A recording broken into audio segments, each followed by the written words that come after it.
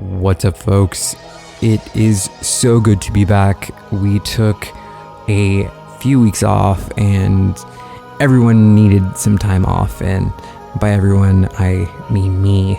It's great to be back, and we have an amazing episode for you guys. In this episode, we spoke to Dr. Rick Doblin, the very tenacious Rick Doblin, the founder of the Multidisciplinary Association for Psychedelic Studies. In this episode, we cover a vast range of topics, from Rick's personal journey to the political atmosphere of prohibition and the medical use of these compounds to treat PTSD and other illnesses.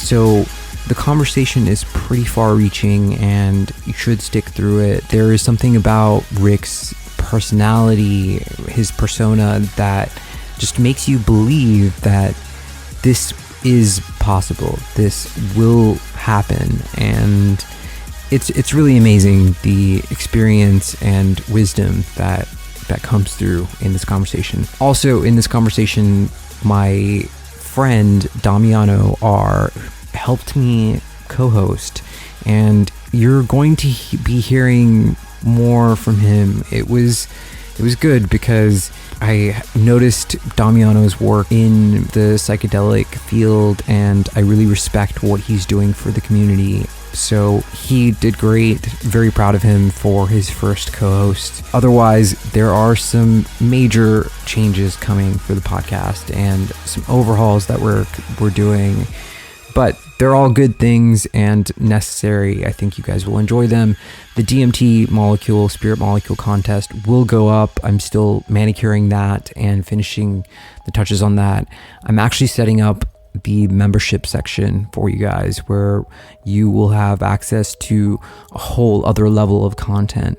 So that's what I've been working on. We also picked up a sponsor for this episode. Very happy about that. This is a company that I personally vetted, and I would never put anything in front of you, my listeners, that I didn't feel comfortable using myself. These companies that may sponsor us are going to be companies that we personally vet. You can rely on that level of consistency from us, and we're never going to put something out there that is questionable. So thank you guys so much for all the support, the Facebook messages telling us how amazing the podcast is. I love those.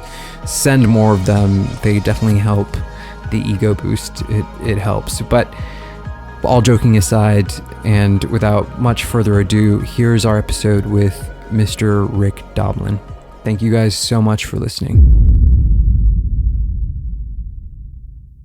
This episode of the Human Experience Podcast is brought to you by Find Mindfulness. Mindfulness these days is huge. Mass media is starting to understand the benefits of taking time to pause and reflect. Have you ever been interested in mindfulness and meditation? Have you ever wanted to create a practice, but you just fall off track? Well, this is where Find Mindfulness comes in. They offer a community that will help you create those powerful, lasting habits that keep you training your mind. Whether you are the CEO of a Fortune 500 company or a college student running a startup, Find Mindfulness can help you. Find Mindfulness is a 30-day program. How often are you looking at your cell phone? Just ask yourself how often you look at your cell phone, and then tell yourself that you need to take this course. Mention the Human Experience. Go and sign up right now at www.findmindfulness.com. The Human Experience is in session. My guest tonight is Mr. Rick Doblin. Damiano R is going to be helping us co-host for this conversation. Rick, my good sir, welcome to HXP.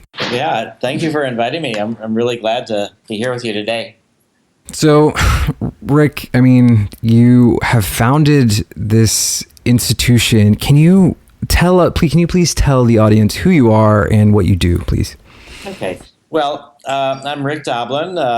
Dr. Rick Doblin, you could say. I got a Ph.D. from the Kennedy School of Government at Harvard on the regulation of the medical use of psychedelics and marijuana. So that was my dissertation. The Ph.D. is in public policy. So I have a simultaneous training in working as a therapist. I've been trained with Stan Grof in the holotropic breathwork, the hyperventilation for producing experiences similar to LSD and other of the classic psychedelics. And then my public policy training is about helping our culture that's had a bad trip with psychedelics get over that. So I started MAPS in 1986. And the DEA had previously criminalized MDMA in 1985. And before that, I'd had another nonprofit in 1984 that we used with the psychedelic therapy community to sue the DEA to try to keep preserving the therapeutic use of MDMA. Around 500,000 doses had been used in therapeutic settings, personal growth settings, quietly under the name Adam. And so this was at a time of Nancy Reagan and the Just Say No program and the escalation of the drug war and the culture wars.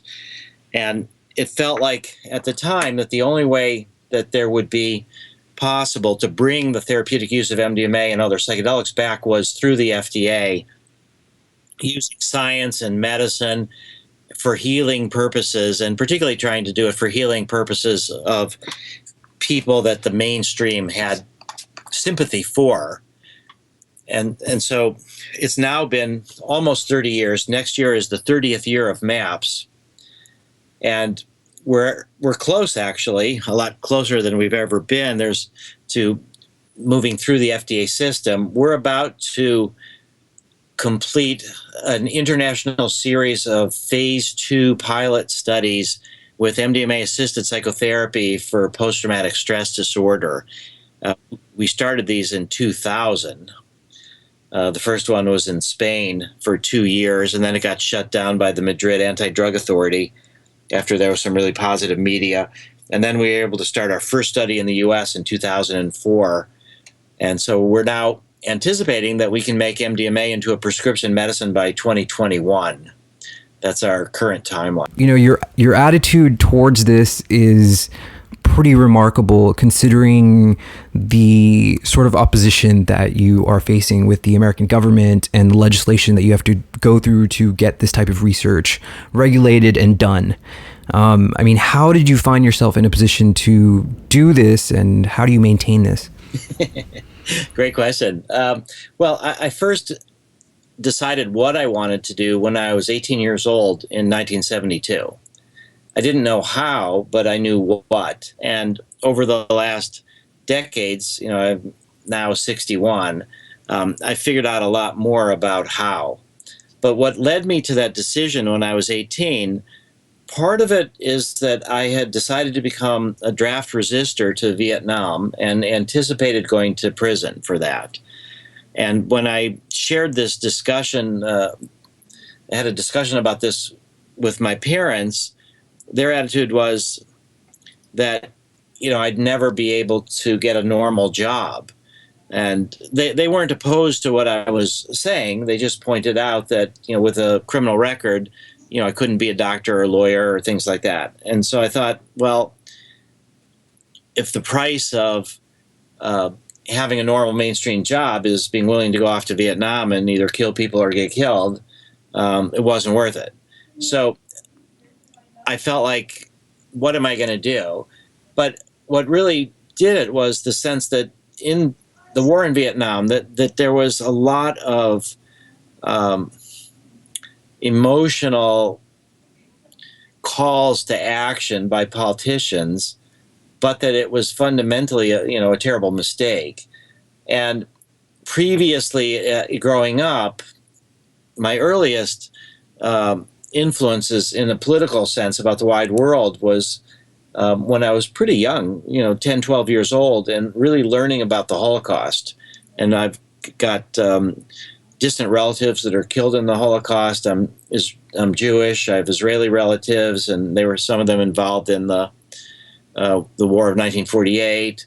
And so I just was starting to grapple with this idea of cultures being basically insane and projecting out their shadows onto others and trying to destroy, and that there were psychological factors that were really crucial to survival. And so I grew up at a time when America was unquestionably the most powerful country in the world. My dad was a doctor, so we had more than enough to eat and to travel. And so the survival needs were taken care of. But I was shaken by the possibility that, crazy cultures might want to come and kill me. And, when you learn about Jewish history, it's like over and over and over, different kind of people want to kill the Jews. Then what radicalized me even more, or not even more, but especially, was the Cuban Missile Crisis and this concept of the terrible, terrible power of nuclear weapons, and how we were facing this incredible escalation arms race with the Soviet Union, and we possessed weaponry that could, destroy everybody on Earth, not just Jewish people, but everybody.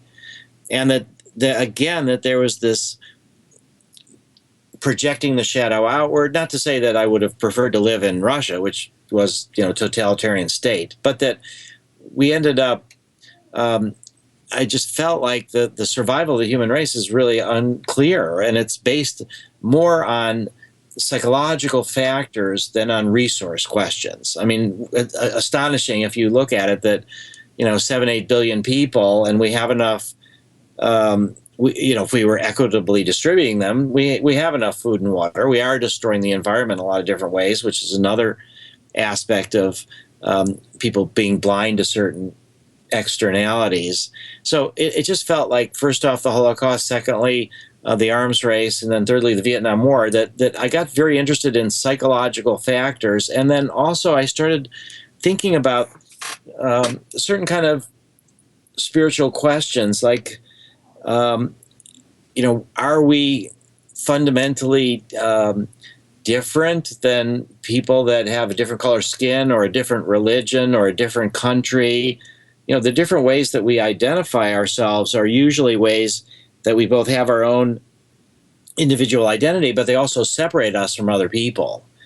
And so I started thinking about, if we really could understand our commonality, that would have political implications. And I was sort of hearing that in the culture around me growing up in the late 60s. And you kind of hear about, the Beatles and Sgt. Pepper's Lonely Heart Band and the influence of LSD and all these things. But I was raised to believe that LSD made you permanently crazy, that if you took it, you were basically going to have a very difficult time as an adult making your way in the world, because you'd be off balance from LSD. And I was, raised to be scared of these substances, until I read One Flew Over the Cuckoo's Nest by Ken Kesey. And the book was fantastic. And a friend of mine said that some of that book was written while he was under the influence of LSD. So I really, couldn't believe that. And that made me start questioning what I'd been told. And then as a college freshman in 1971, and then early in 72, starting to take LSD for the first time, and seeing that what I'd been taught was bunches of propaganda, and that there was this possibility of feeling more connected, and not just thinking about it, but feeling it in a very deep and profound way. And I sort of woke up to the value of psychedelics as the backlash was coming down, backlash against the 60s, and drugs were criminalized and research was shut down. And I felt like, here's this tool that does seem to help people have the sense of connection. And then it has implications for everything, for the environmental movement, for civil rights movement, for religious tolerance, for women's rights. It just felt like, if you can focus on consciousness change towards opening towards spirituality. I mean, even what you're talking about, the human experience, if we can understand that the human experience is really of life and death and growth and love and children, that's transcends all these other ways that we try to divide ourselves. And then, the other part was growing up at a time of going to the moon, and then eventually seeing the Earth from moon, those, the pictures of the whole Earth. It just felt like there was something fundamentally healing, both individually and culturally and on a planetary basis, of that kind of unitive experience. And for me, it didn't really come from my bar mitzvah. It really felt like the psychedelics were the way for me and also for many people. And so I felt, all right, I'm probably going to go to jail for being a draft resistor. I can't have a normal job. But these tools have been demonized by the society. But you were ready to go to jail over the MAPS Institute, and you were ready to do what you had to do to. I mean, is that an accurate? Yeah. I mean, this is even when I was 18. I mean, I didn't start MAPS, for another 14 years. But the idea was that through my family, I felt like I could get survival support, and that I was a counterculture drug-using criminal. That's how, at age 18, I identified myself. And I was willing to go to jail, and I thought that was happening. But, sometimes you project omnipotence on the system when the system is just enormously complex and incompetent in a lot of ways. So, it turned out 60,000 people never registered for the draft. And, people would shoot themselves in the foot or hurt themselves in any number of different ways, or run away to Canada, or do all sorts of things to get out of going to Vietnam. And the most simple thing, if you just didn't send in your postcard at the very beginning to say, hey, I register for the draft, nothing happened. It's like, the emperor has no clothes in that way. And so that was a relief for me. And, President Carter, the first day in office, pardoned all the draft resistors. So I feel like the arc of my life is trying to move from counterculture drug-using criminal to being a mainstream drug-using, legal, law-abiding citizen. So Dr. Doblin, it seems like you've touched on a lot on what psychedelics can offer the society, and you're definitely an expert, and you have changed the face of psychedelic research throughout your career. And given the current trajectory of the research, where would you see psychedelic-assisted psychotherapy in 5 years or 10 years or 20 years down the line? What's the future for this type of research? Okay, thank you for that question too. So we feel like right now, 2021 is when we'll have MDMA-assisted psychotherapy approved by FDA. Of course, we have to, raise many, many millions of dollars, and we have to train more therapists, and the results of our studies have to turn out as we anticipate. But in around 5 years, we think that, 6 years, we think that we'll have MDMA approved as a prescription medicine, and also the Hefter Research Institute will have psilocybin approved for people with anxiety related to cancer. So once you get some medical permission for use of psychedelic-assisted psychotherapy, it's not going to be like a normal medicine. It's going to be only people with certain training are going to be able to prescribe it.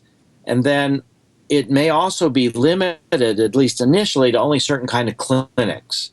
So like methadone, initially you had to go to clinics to get it, or kidney dialysis centers, because what we're saying to the FDA is that it's not the drugs that are the healing, it's the drug-assisted psychotherapy combination. So we're going to have to create contexts that are like the research context that combine pharmacology, the drugs, and the psychotherapy. So then I think starting in 2021, we're going to be establishing a network of psychedelic clinics. And I think other people will be able to start their own clinics. It's not like we're going to have a monopoly on these clinics. And eventually these clinics will be not just an MDMA clinic or a psilocybin clinic. They'll be people that are cross-trained in how to administer MDMA or how to administer psilocybin. And these clinics, the best model for that so far in history for me is the hospice centers. So in 1974 was the first hospice where people could have a different approach towards dying outside of a hospital where their pain is taken care of, but they're no longer being medicalized, trying to just extend their life one more day. They're just being permitted to die in a more graceful way. So by 2024, by 2004, 30 years later, there was 3,500 hospice centers. So I think once we get psychedelics approved as prescription medicines in 2021, then there'll be a period of 10, 20 years of the clinics spreading throughout America and Europe and elsewhere in the world.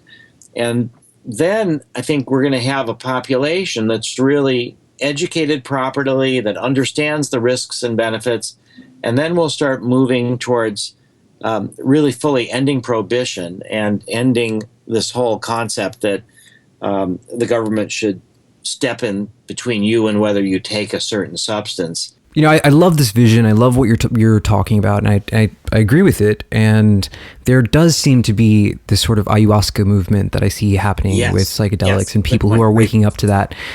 But just to bounce around, because I kind of want to explore your journey and the battles and internal things for you. What do you think, in your opinion, was the hardest thing that you had to overcome in this journey that you're on? Well, in a way, the hardest is that I identified being a counterculture drug-using criminal. And so trying to think of myself as not somebody on the outside, raising this issue that everything would be better if psychedelics were just legal and available to people, but starting to think of myself as part of the mainstream. Because I care, and I see that a lot now, too, as circumstances are changing. Ayahuasca has spread throughout the society. A lot of its use is technically not religious, so it's technically not legal, but still it's being used by people throughout the culture, and people's attitudes are changing dramatically. And trying to think about what is the goal. I mean, I think part of the 60s was Timothy Leary, the whole counterculture, that there was something essentially radical about psychedelics and psychedelic users challenging the status quo, and it could never really be incorporated into society. And so I bought into that initially. I was going to be an underground psychedelic therapist and try to bring it back, but I didn't know that would be possible. So I think sort of letting go of that romantic, rebellious idea that I'm the one on the outside that knows the right thing to do, that's been really difficult. The other part for me that's been difficult is learning how to be patient.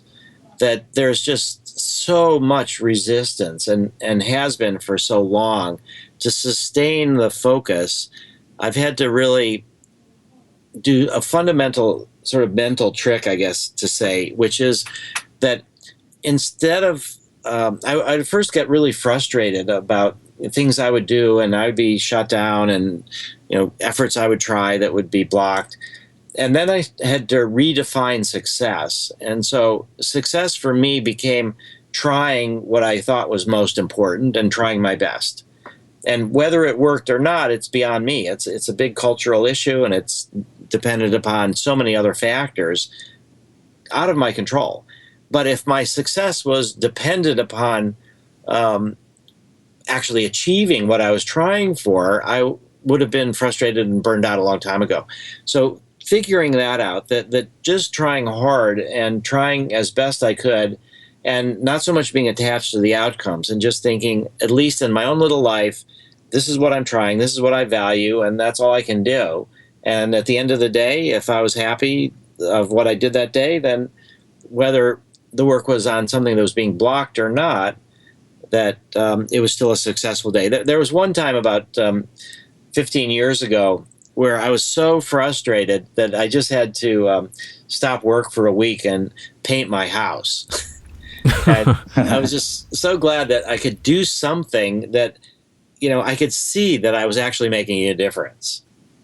And I'd go to bed at night and I'd say, yeah, okay, I painted this wall. Or so after that week of painting the house, I kind of recovered my mood and was able to go back and start trying to get permission again for psychedelic research. Dr. Doblin, around the same lines of what you were just talking about wanting to be an underground psychedelic therapist when you were younger. I'm sure there are a lot of people in their 20s now that are also going through that phase with this resurgence of psychedelic research. But it seems like now you have created kind of a framework for those people to be able to actually get careers in the psychedelic research field. So what would you like to tell the next generation of people that want to become psychedelic researchers, and what they would have to do in a way to get into that specific career path?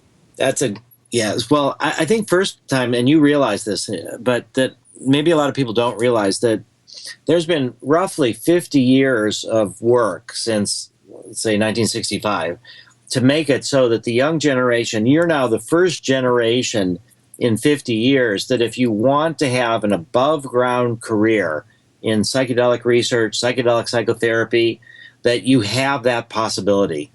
It's incredible how long it's taken, but that you are a generation that really can imagine an above ground career in this field.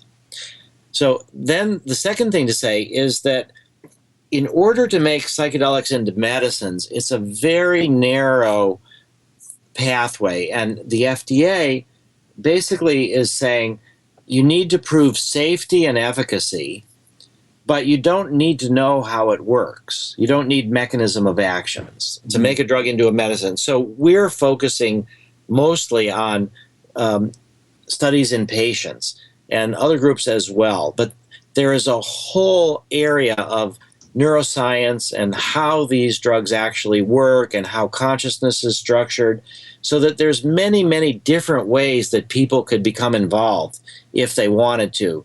And one of the most important, I think, is therapeutic, because we have so many billions of people that are traumatized at just life itself. Even people that are, born into healthy, loving families. My aunt died of cancer when I was 4 years old. Everybody is exposed to certain kind of traumas, and then we all need therapy in different ways. So I think trying to become a psychedelic therapist is the kind of training you should get is just learning how to do regular psychotherapy, and particularly psychotherapies that involve emotional expression rather than emotional suppression. And also, so there's a lot of value in cognitive behavioral therapy, but and parts of that are used in psychedelic psychotherapy, but it goes beyond just changing your ideas. So I think that people who want careers in psychedelic psychotherapy could look at the holotropic breathwork, hyperventilation, a technique developed by Stan Grof, Gestalt therapy. There's a whole range of ways for people to learn about psychotherapy. But then there's the neuroscience. So if people want to really start piecing apart what is consciousness and how does psychedelics help us understand that, that's a whole area of research. There's an incredible study being done right now in Switzerland that's combining science, psychotherapy, and Zen meditation. So for people that are interested in meditation techniques, there's this research is being done now where lifelong meditators are being given brain scans at the University of Zurich before and after participating in about an 8-day Zen meditation retreat, during which time they'll get psilocybin. And then they'll be evaluated for compassion, altruism, how it affects their meditation practice, and what it does to their brains. So there's this enormous potential of science and religion coming together, science, religion, meditation, spirituality. So people who want to, even like pastoral counseling or want to focus on meditation, there's opportunities to do that. Or even from a business point of view, how do you run these psychedelic clinics? It's not the same as a bed and breakfast, but we kind of joke that our research is like psychedelic bed and breakfasts. Because, we have 8-hour psychedelic therapy sessions with a male-female co-therapist team, and then we require the patients to spend the night in the treatment facility. And then that's for them to have time out, to reflect, to integrate, and then the next day we serve them breakfast, but then there's more hours with the psychotherapist to try to integrate it. So the way it should be done. Yeah, that's ideal. That's the way to get the most out of it. And even if people are doing it in recreational contexts, if you can give yourself the next day to rest and reflect and think it over, it's like an enormous gift to yourself to focus not just on the experience, but on the integration of the experience. So there's going to be thousands eventually of these psychedelic clinics, and there'll be all sorts of opportunities for different type of careers. And part of this understanding that psychedelics is bringing to us is about the mind-body connection, that it's really not so separate, and that before MDMA was illegal in the late 70s, early 80s, there were people that were doing MDMA massage and focusing on emotional expression. So there's these like syncretic careers you could imagine of people that learn about massage. And a lot of times during massage sessions, there'll be tensions in the body that when you release them, there's kind of an emotional aspect to it.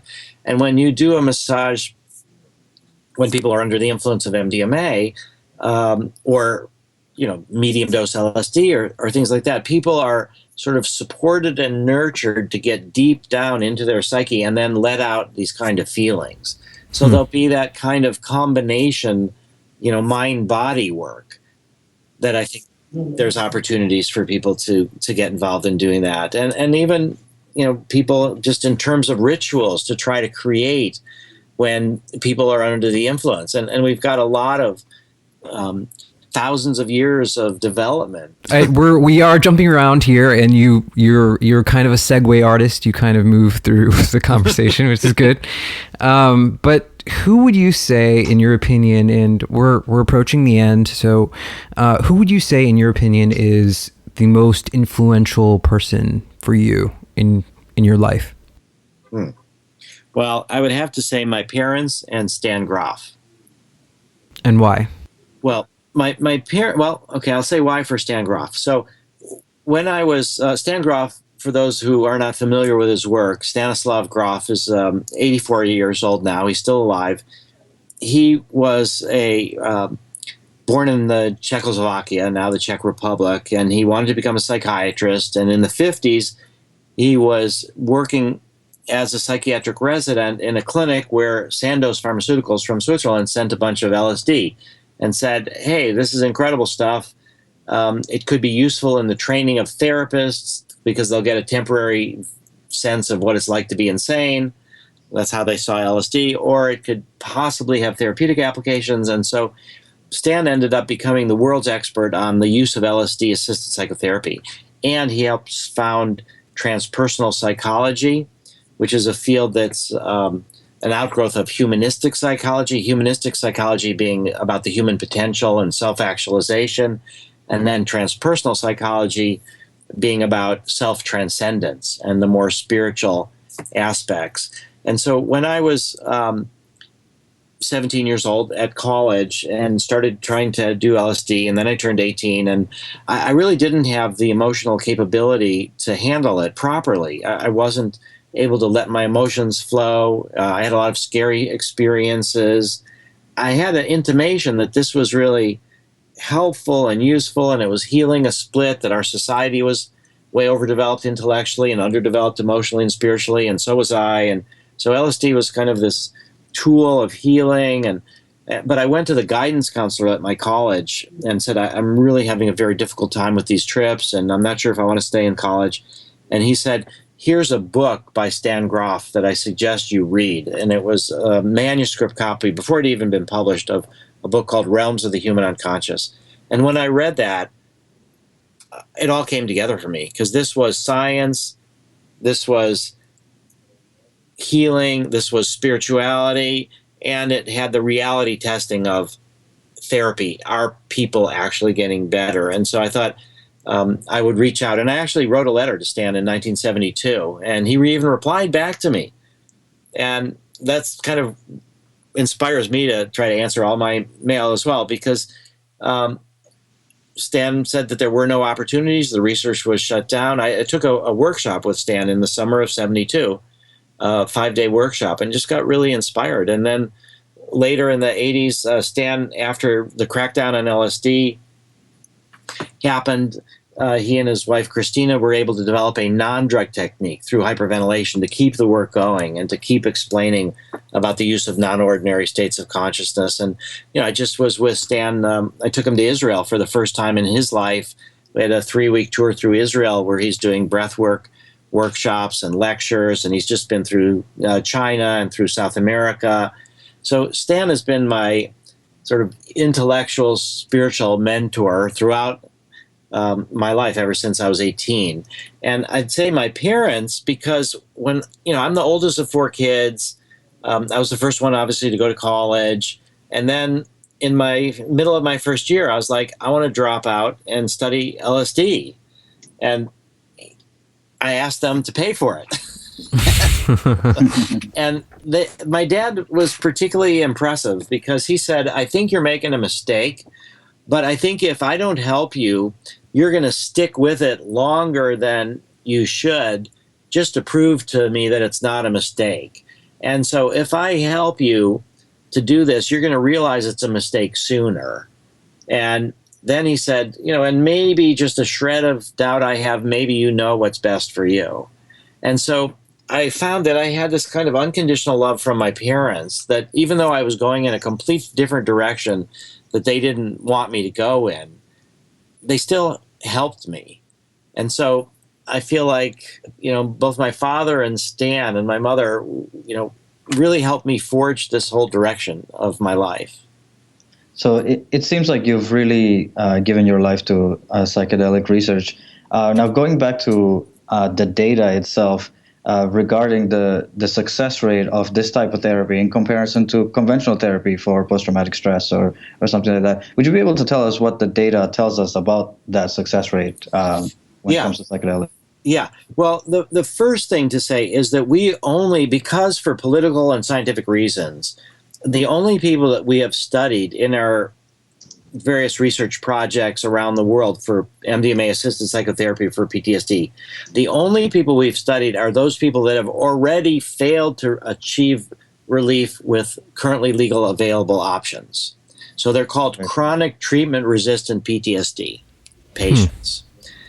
We start with the hardest cases, because if you can show that you're helping the hardest cases, that makes an even stronger argument. Right. So our first study was 21 people, mostly women survivors of childhood sexual abuse and adult rape and assault, and they had had PTSD for an average of over 19 and a half years, and they had failed on both psychotherapy and pharmacotherapy. And at the end of our study, over 80% of them no longer had PTSD. It was just remarkable. And people were astonished at the results. Our current study, now another part is that the currently available, we did a 3.5-year follow-up study after. So the question is, do people just take psychedelics, MDMA in particular, or they have this beautiful experience, and then for a certain kind of time there's an afterglow, and when that fades, then their problems come back? Or does something fundamental happen while they're under the influence of MDMA that really changes their brains and changes their attitudes? And the only way you can really tell that is through a long-term follow-up.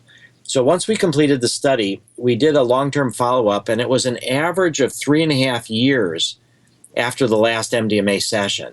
And only one of these people had gone on to do MDMA on their own and said to us that she would never do that again because it was not the safe, supportive context she had experienced during the therapy. And what we found is that after 3.5 years, on average, the PTSD symptoms had even declined a tiny bit more. Now, some of those people had relapsed, meaning a few of them had trauma in their life that caused them to reestablish these unhealthy patterns of PTSD, which meant that the rest of the group got even better. And so we've gone back to the FDA and we said, could you give us permission to give an extra MDMA session to these people that were traumatized? And they said yes. And 2 out of those 3 got better again without having PTSD. So that's the results from our first study. And the normal treatments for PTSD, the non-drug therapies, cognitive behavioral therapy, prolonged exposure, cognitive reprocessing therapy, there's a series of non-drug psychotherapies, and they have a pretty good success rate of 40 to 50% or so, but they have a very high dropout rate too. A large number of people, again, somewhere in the neighborhood of 40 to 50%, can't do the therapy because when you start talking about the trauma, it's just re-traumatizing. It's too painful. So we've now just finished a new study. The first study, as I mentioned, mostly in women. This study now mostly in men. It's 24 subjects, and it's veterans, firefighters, and police officers with chronic treatment-resistant PTSD. We didn't think that we would actually get any firefighters or police officers. We knew we could get veterans because there were so many veterans coming back from Iraq and Afghanistan with PTSD. But for political reasons, we said, okay, we're going to say it's also for first responders, firefighters, and police officers. In the end, we did get 20 veterans, 3 firefighters, including one who was from New York who was involved in 9/11, and 1 police officer. And we only had 2 people drop out of the study. And so that's a much, much lower dropout rate. But the reason that one of them dropped out is that after 1 session, and this was even 75 milligrams, they felt so much better they didn't need to be in the rest of the study. So they dropped out because they were cured. And then the other person that dropped out was somebody who got the low dose. So we're comparing high dose, medium dose, and low dose. And this person got the low dose. And what we found is 25 or 30 milligrams has an anti-therapeutic effect. You kind of get activated a little bit, but your fear of difficult emotions is not reduced. So we have a tremendously low dropout rate. And more what people are using, scientists and statisticians are using a measure called effect size. And so that's because if you have a very small effect, but a very large number of subjects, you can get statistically significant results. So statistical significance has been the measure that has been mostly used, and a lot of people know about, oh, this was statistically significant or not. But that doesn't tell you the depth of the experience of the therapeutic benefits. Right. And effect size is a new measure. So we've looked at all of our studies, and now we've completed studies in Switzerland, 2 in the U.S. We've got 2 more going, or 1 more going in the U.S. and Canada and Israel. And our effect size is over 1, which means it's a very large effect size. So the statistics are great, and we're about to, in early 2016, go to FDA and say, we would like you to consider this a breakthrough therapy.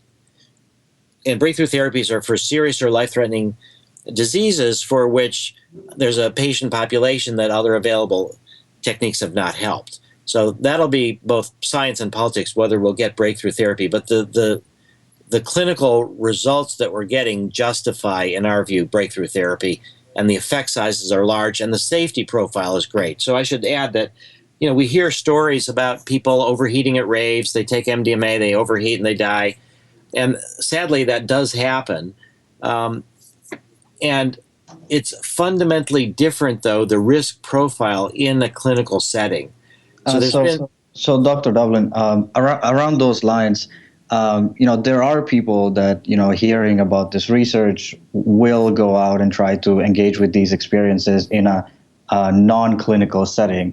What would you say is the best way to equip those people to better engage with those experiences using psychedelics in a non-clinical setting? Well, we have what's called the treatment manual that describes our therapeutic approach and tries to standardize it. And that's posted for free on the MAPS website. So I think if people can understand how these drugs are used in therapy, that will be really effective. The other thing, sadly to say, is that our government approach, our system of prohibition, which is falling apart, but it's still in existence, is a harm maximization system. The purpose of these war on drugs is to make life worse for the drug users so people won't want to do it. And one of the main ways is that people no longer can have any confidence that if something is sold as MDMA or ecstasy or Molly, it may have no MDMA in it at all.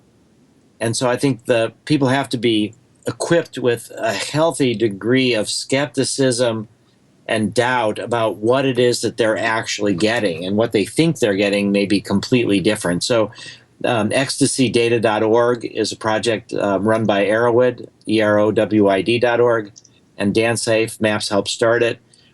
So there's a way to send in pills to be analyzed. So I think that's a big part. But the other part to equip people is to really recognize that what your attitude is makes a big difference. So that if you look at these experiences as just a party drug just for fun, the same as, whether it's MDMA or LSD or anything like that, that part of the psyche is working through difficult issues. That it's not like when people have people sometimes call it a bad trip, and think they just got unlucky. It's inevitable. And people that are working with their psyche with psychedelics, you will inevitably have challenging, difficult things. And that's actually to be welcomed. That's, instead of suppressed, now it's coming to the surface. But if your attitude is, I only want to have a good time, I'm only doing this for fun, when something difficult comes, if you try to suppress it, it makes it worse. Right. So, it's very much the difference between a bad trip and a hard trip, right? That's exactly one of the things that we say about so we have a Zendo project that works at Burning Man and other festivals around the world to try to help people who have difficult experiences with psychedelics. And one of our principles is difficult is not the same as bad. Right. And so if you go to our website and look at the Zendo project of the psychedelic harm reduction, there's a lot of principles there that apply to therapy, but also to taking these out of therapeutic settings. Yeah. Very interesting. Rick, I sincerely appreciate your time, sir. You are a very cool person. Where can people find more about MAPS and find you? Well, one of the ways is through our website, maps.org. And what's pretty hilarious is around 1994, MAPS was about, I think it was like number 600 website in the whole world. And this fella called me up, and he said that he'd had this tragic situation of his son dying in a motorcycle crash, and the only way he could work through that, he found MDMA pretty helpful, and he wanted to donate and give back, and he wanted to give MAPS a website. And my first response was, what's a website? So we've been accumulating information on our website, for more than 20 years. So we have an enormous wealth of information on maps.org, and I suggest that people go to that. There's also a list of conferences and events that are taking place. We've had large international conferences that we call Psychedelic Science in 2010 and 2013. We're going to have another big one in April of 2017, where we bring psychedelic researchers from all over the world, and this will be in Oakland, California. And, I make various public talks around the country and around the world, and all of that people could learn about on the MAPS website. And we also have a free email newsletter that comes out about once a month that you could sign up for, or our Facebook page. And we have an incredibly talented social media team. So there's all sorts of information available on our Facebook page and our Twitter. And, we try to really recognize that while the therapy is crucial, and we're trying to, make MDMA and other psychedelics and marijuana into prescription medicines, the public education part is really the most crucial, because the attitude of the public either will produce support for politicians who want to suppress this, or support for politicians and regulators who want to open the door. And I think that there's, just as an example though, Marie Claire, the women's magazine, we're particularly reaching out to women and mothers and families because they have a lot of fears about their children. And this September issue with Miley Cyrus on the cover, it's just starting to hit newsstands. It has a terrific article about our MDMA PTSD research. That's amazing.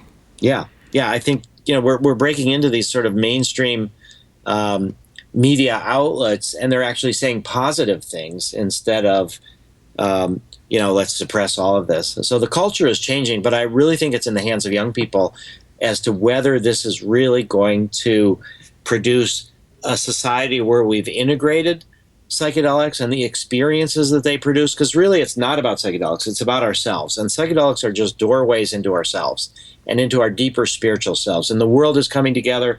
It's a time of globalization. It's a time where we need global spirituality. We need to replace fundamentalism with mysticism. And and it's clear that my generation, we've made some openings, but we're not going to be able to see it all the way through. And so that's where I'm so encouraged that the younger generations will come to appreciate this, and maybe some people will also devote their lives to psychedelic psychotherapy and to these kind of nurturing experiences to help our human race, find a way to survive on this planet rather than destroy it. Yeah, a lot to think about, and I think that anyone listening to this program is in the direction of what you're saying, Rick. I truly appreciate your time. Damiano, do you want anything to say here at the end, man? Well, just thank you so much. I actually got to meet you in San Francisco at the Stanislav Grof's book launch, and it was a pleasure. So it's great to spend an hour with you. Thank you so much for giving us this opportunity. Oh yeah, no, I'm so glad that you gave me this opportunity to reach out to a whole new group of people. This is The Human Experience. My name is Xavier, and we will see you guys next week.